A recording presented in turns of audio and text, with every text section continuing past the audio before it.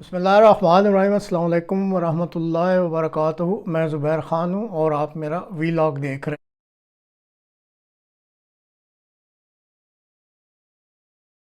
12 جون کی رات کو جب اسرائیل نے ایران کی ایٹمی تنصیبات پر حملے کیے تو 13 جون کو بین الاقوامی ایٹمی انرجی کے ڈائریکٹر گراسی نے دنیا کو خبردار کر دیا کہ کسی بھی ملک کے ایٹمی تنصیب پر فوجی حملے بین الاقوامی general conference resolution 29 RES 44 general resolution 34 RES 533 اقوام متحدہ کے چارٹر بین الاقوامی قانون اور IAEA یعنی یہ جو انٹرنیشنل اٹامک انرجی ایجنسی ہے، اس کا جو آئین ہے اس کی خلاف ورزی کے زمرے میں آتے ہیں۔ یعنی اگر کوئی ملک کسی دوسرے ملک کی ایٹمی تنصیب پر فوجی حملہ کرتا ہے تو یہ جو ابھی میں نے ریزولوشنز کے حوالے دیے ہیں، اسی طرح جو اقوام متحدہ کا چارٹر ہے اور ایک انٹرنیشنل لا بھی ہے، اور اسی طرح جو انٹرنیشنل اٹامک انرجی کی جو ایجنسی ہے اس کا جو آئین ہے، وہ سب کی خلاف ورزی ہوتی ہے۔ بہرحال یہ جو ڈائریکٹر جنرل گراسی کا بیان تھا، یہ تو انہوں نے ایک بین الاقوامی ایٹمی واچ ڈاگ ایجنسی کے سربراہ کی حیثیت میں دیا تھا۔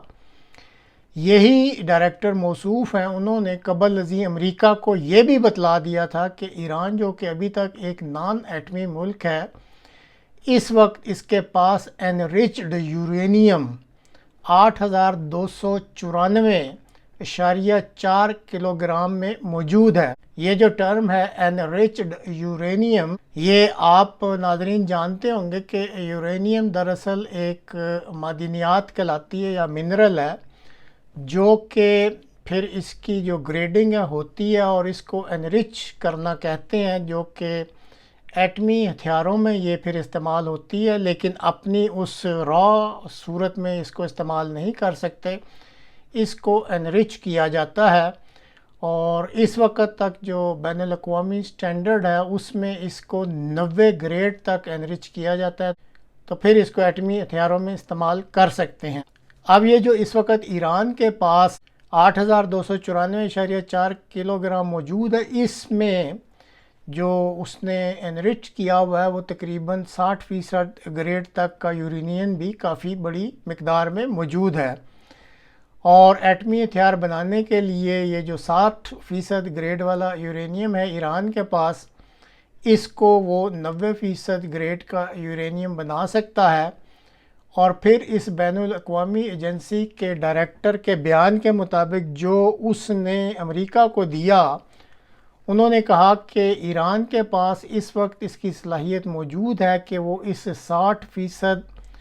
گریڈ والے یورینیم کو 90% بنا سکتا ہے، اور اگر ایران اس کا ارادہ کر لے تو بقول اس ایجنسی کے ڈائریکٹر جنرل کے ایران 1 ہفتے کے اندر اپنا پہلا ایٹمی ہتھیار بھی تیار کر سکتا ہے۔ تو جب بین الاقوامی ایٹمی ایجنسی کے ڈائریکٹر جنرل نے یہ اطلاع صدر ٹرمپ کو دی، جب بھی یہ دی تو بہرحال یہ اطلاع ان کے ہوش و حواس اڑانے کے لیے کافی تھی، چنانچہ انہوں نے فیصلہ کر لیا کہ اب وقت آ گیا ہے کہ ایران کی بڑھتی ہوئی اس ایٹمی صلاحیت کو ختم کر دیا جائے۔ صدر ٹرمپ اپنی ذات میں خاصے چالاک اور ذہین ہیں۔ انہوں نے ایک طرف ایران کے لیے معاہدوں کا جال بچھا کر بات چیت میں لگا لیا اور محدود وقت بھی دے دیا کہ اس وقت میں آپ نے یہ معاہدے جو ہیں وہ فائنل کرنے ہیں، اور جب محدود وقت میں معاہدے نہ ہو سکے تو اسرائیل کی مدد سے حملہ کروا دیا۔ ان حملوں کی جو اسرائیل نے کی ہیں ایران پر، ان کی نوعیت بتا رہی ہے کہ امریکہ کی طرف سے یہ منصوبہ بندی کافی لمبے عرصے سے کی جا رہی تھی، اور یہی وجہ تھی کہ اسرائیل کی طرف سے جب یہ 200 جہازوں کا پہلا حملہ ہوا، یہ بہت ہی کامیاب رہا، اور اس حملے میں اعلیٰ فوجی کمانڈروں کے ساتھ ساتھ اعلیٰ ایٹمی سائنسدانوں کو بھی صاف کر دیا گیا۔ اب امریکہ اس سارے معاملے میں کتنا ملوث ہے، اس کا اندازہ آپ اس ایک امر سے لگا لیں جو آپ کے سامنے میں پیش کرنا چاہتا ہوں کہ اسرائیل کے فضائیہ کے جہازوں کو ایران پر براہ راست حملے کے لیے ایک طرف سے تقریباً 2000 کلومیٹر کا سفر کرنا پڑتا ہے، اور پھر اتنا ہی سفر واپسی کے لیے بھی انہیں کرنا ہوتا ہے۔ ایک دفعہ پٹرول ٹینک بھر کر کوئی بھی لڑاکا جہاز اتنا لمبا سفر نہیں کر سکتا۔ اب اگر اس حملے کے دوران فضا میں ان 200 جہازوں کو ایندھن مہیا کیا گیا ہے، یعنی ری فیولنگ کی گئی ہے، تو ایسی صلاحیت اس وقت تک صرف امریکہ کے پاس ہے، اور اگر ان جہازوں نے درمیان میں کسی اور ملک کے ایئر بیسز کو استعمال کیا ہے اور وہاں پہ ری فیولنگ کی ہے تو یہ بھی امریکی اشیرباد کے بغیر ممکن نہیں تھا۔ اب یہ جو بین الاقوامی ایٹمی ایجنسی کے سربراہ ہیں گراسی صاحب، ان کے تازہ بیان کے مطابق ایران کی جو ناتانز کی ایٹمی تنصیب ہے، یہاں پر بنیادی طور پر یورینیم کی انریچمنٹ کی جا رہی تھی، بقول ان کے اس کو بہت حد تک کافی زیادہ نقصان پہنچا دیا گیا ہے، بلکہ وہ تو کہہ رہے ہیں کہ کافی بڑی حد تک تباہ بھی کر دیا گیا ہے، اور ان کے مطابق اس ایٹمی تنصیب کے بیسمنٹ کے علاقہ میں جو ایٹمی تابکاری ہے وہ مکمل طور پر پھیل چکی ہے۔ اسرائیل جو ہے وہ اس کے بعد بھی حملے جاری رکھے ہوئے ہے، اور اب خدشہ ظاہر کیا جا رہا ہے کہ ناتانز ایٹمی جو تنصیب کے تابکاری کے یہ اثرات ہیں ایران کے ساتھ ساتھ ایران کے ہمسایہ ممالک میں بھی جلد پھیل جائیں گے۔ اب ان ممالک میں پاکستان اور افغانستان بھی شامل ہیں، باقی ممالک کچھ سینٹرل ایشیا کے، اور آپ نقشہ دیکھ کے خود اندازہ لگا سکتے ہیں کہ اس وقت ایران کے ہمسایہ ممالک کون سے ہیں۔ یہ جو اس وقت ناتانز کے ایٹمی تنصیب کے علاقے میں یہ جو تابکاری اس کے بیسمنٹ میں پھیلی ہے، اور اس کو مزید پھیلاؤ سے روکنے کے لیے اگر کوئی ملک کچھ کنٹرولنگ میئرز لے سکتا ہے تو وہ صرف ایران ہے، کیونکہ اسی نے کوئی ایسے میتھڈز ڈیولپ کیے ہوں گے کہ اگر خدا نہ خواستہ یہ کوئی لیکیج ہوتی ہے تو اس کو کیسے کنٹرول کرنا ہے۔ لیکن اس وقت اسرائیل اور امریکی حملوں کے پیش نظر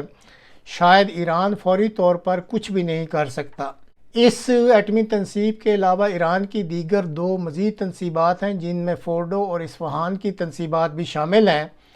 ان پر بھی اسرائیل نے حملے کیے ہیں، تاہم وہ زیر زمین بعض اندازوں کے مطابق تقریباً آدھے کلومیٹر سے 1 کلومیٹر تک وہ پہاڑوں میں اور زمین میں گہرائی میں ہیں، اور اتنی گہرائی پر نارمل حملے جو ہیں وہ اثر نہیں کرتے۔ تاہم کامیابی سے حملے کرنے کے لیے امریکہ کے پاس بہرحال کہتے ہیں کہ 30,000 پاؤنڈ وزنی بم جو ہوتا ہے، وہ بم جو ہے وہ استعمال کیا جائے تو وہ شاید اتنی گہرائی تک پہنچ جائے۔ تو امریکہ کے پاس چونکہ یہ اتنے وزنی بم ہیں اور وہ اسرائیل کو دے سکتا ہے، اور ضرورت پڑے گی تو دے بھی دے گا، اب دیکھنا یہ ہے کہ وہ دیتا ہے یا نہیں۔ بہرحال ابھی تک دوسری جو 2 تنصیبات ہیں ان سے ایسی لیکیج کی یا ریڈیشن کی کوئی ایسی رپورٹ نہیں ملی، لیکن ناتانز کے بارے میں جو تازہ ترین اطلاعات ہیں وہ یہی ہیں کہ اس کے بیسمنٹ میں ریڈیشن جو ہے وہ پھیل چکی ہے۔ اب دوسری طرف ایران نے اپنا رد عمل دکھلاتے ہوئے سینکڑوں ڈرونز اور راکٹ اور میزائلز چلائے ہیں اسرائیل کی طرف، لیکن جیسے ماضی میں بھی اس نے سینکڑوں چلائے تھے کوئی خاص فائدہ تو نہیں ہوا تھا، اور اب بھی کوئی خاص فائدہ ہوتا نظر تو نہیں آ رہا، کیونکہ جو اسرائیل نے ابھی تک ایکسیپٹ کیا ہے وہ یہ کہتا ہے کہ ٹھیک ہے کچھ پراپرٹیز کا نقصان ہوا ہے، لیکن جہاں تک اموات ہیں تو صرف 1 عورت جو ہے وہ ہلاک ہوئی ہے اور 7 اسرائیلی جو زخمی ہوئے ہیں، جو اسرائیل نے اس وقت تک قبول کیا ہے۔ ٹھیک ہے کچھ میزائل جو ہیں وہ اسرائیل میں جا کر گرے ہیں اور وہاں پر آگ بھی لگی ہے اور شعلے نظر بھی آتے ہیں اور دھواں اٹھتا بھی نظر آتا ہے، تو اس آگ کو دیکھ کے یا اس دھوئیں کو اٹھتا دیکھ کر پاکستان میں اور پاکستان سے باہر بھی جو بڑے نامور قسم کے ہمارے اس وقت تجزیہ نگار ہیں معید پیرزادہ صاحب، اور اسی طرح پھر جیو نیوز کو اگر آپ سنیں یا سما ٹی وی کو، اور ایک اسی طرح ایک حقیقت ٹی وی کے نام سے سوشل میڈیا کا چینل ہے، تو وہ اتنا شور شرابہ مچاتے ہیں اس دھوئیں اور آگ کو دیکھ کے، اور ہیڈنگ لگا دیتے ہیں کہ جی اسرائیلیوں کی چیخیں جو ہیں وہ آسمان تک سنائی دینی شروع ہو گئی ہیں۔ اب اللہ ہی بہتر جانے کہ کون سی چیخیں ہیں جو یہ لوگ سن رہے ہیں۔ اب میں تو یہی کہوں گا کہ نعروں اور کھوکھلے جذبات کی دنیا میں رہنے والے اس کے علاوہ اور کیا کہہ سکتے ہیں کہ ان کو اسرائیلیوں کی چیخیں جو آسمان تک سنائی دے رہی ہیں۔ بہرحال اگر پاکستان نے کوئی بحیثیت ملک کاوش کرنی ہے تو وہ امت مسلمہ میں یکجہتی اور اتحاد کے لیے کوئی کاوشیں کر سکتا ہے، کیونکہ جب تک دنیا کے یہ جو 51 اسلامی ممالک ہیں یہ آپس میں یکجا نہیں ہوتے اور ان میں آپس میں اتحاد نہیں ہوتا، کچھ بھی نہیں ہونے والا۔ اور یہ جو دنیا کی دجالی قوتیں ہیں جس میں امریکہ کہہ لیں اور اسرائیل سب شامل ہیں، ان سب کا جو ایک ہی مقصد ہے کہ ایک ایک کر کے ان سب مسلمان ملکوں کو جو ہے وہ نیچا کرتے جائیں اور ان کو آپس میں لڑا کے آپس میں تفرقہ پیدا کر کے وہ اپنا یہ جو ہے مقصد وہ حاصل کرتے رہتے ہیں۔ عالمی احمدیہ مسلم جماعت کے موجودہ سربراہ ہیں حضرت مرزا مسرور احمد تعالیٰ بن نصرہ العزیز، انہوں نے بھی اپنے 13 جون کے خطبہ جمعہ میں اہل اسلام کو اسی طرف توجہ دلائی ہے کہ وہ آپس کے گروہی اور فروعی اختلافات کو بھول کر اس وقت آپس میں اتحاد اور یکجہتی پیدا کریں، کیونکہ اصل طاقت اور برکت جو ان اسلامی ممالک میں پیدا ہو سکتی ہے وہ اتحاد اور یکجہتی میں ہی ہے۔